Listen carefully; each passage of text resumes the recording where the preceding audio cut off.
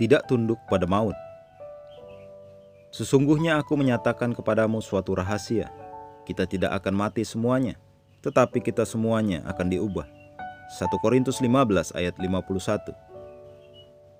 Ibrani 9 ayat 27 telah disalahpahami oleh banyak orang sekian lama. Dikatakan dan sama seperti manusia ditetapkan untuk mati satu kali saja, dan sesudah itu datang penghakiman. Bagi banyak orang ini berarti kita semua harus mati suatu hari. Setiap orang ditetapkan untuk mati.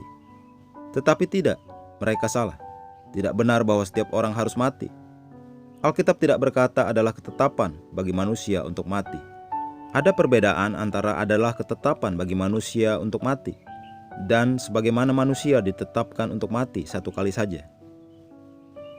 Di bagian akhir dijelaskan berapa kali mereka harus mati, bukan bahwa mereka harus mati. Itu bisa dituliskan lagi begini, sebab mereka tidak seharusnya mati lebih dari sekali. Itulah, Kristus adalah pengorbanan, dan sebabnya mereka tidak seharusnya mati lebih dari satu kali. Kristus diserahkan untuk mati sekali dan untuk semuanya. Sekarang bahwa dia sudah mati berarti maut tidak lagi wajib. Itulah arti ayat itu, bukan berarti manusia memiliki waktu yang ditentukan untuk mati. Maut atau kematian bukan dari Allah. Itu adalah musuh dan itu sudah dikalahkan, menunggu kehancuran. Karena ia harus memegang pemerintahan sebagai raja sampai Allah meletakkan semua musuhnya di bawah kakinya. Musuh yang terakhir yang dibinasakan ialah maut. 1 Korintus 15 ayat 25 sampai 26. Dan yang sekarang dinyatakan oleh kedatangan juru selamat kita, Yesus Kristus, yang oleh Injil telah mematahkan kuasa maut dan mendatangkan hidup yang tidak dapat binasa. 2 Timotius 1 ayat 10. Saat engkau lahir baru, engkau terlahir dalam kehidupan yang tidak binasa, hidup yang abadi. Sekarang engkau bisa mengerti mengapa ayat tema kita mengatakan kita tidak akan mati semuanya. Berarti bahwa kita tidak akan mati semuanya.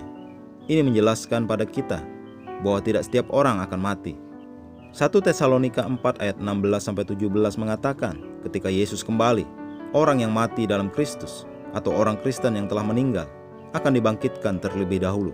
Dan kemudian dikatakan, sesudah itu kita yang hidup, yang masih tinggal akan diangkat bersama-sama dengan mereka dalam awan menyongsong Tuhan di angkasa. Itu artinya setiap orang tidak mati.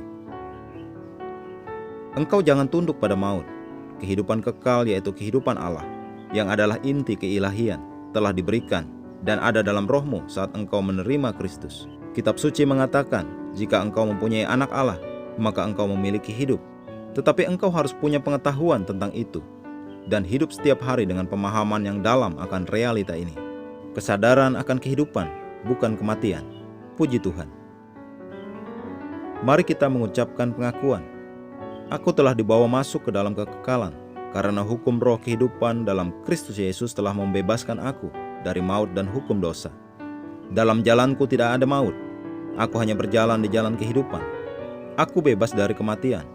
Apakah itu kematian dalam keuangan, bisnis, pekerjaan, kesehatan? Tidak ada bedanya. Aku selamanya ada di luar batas kematian. Haleluya.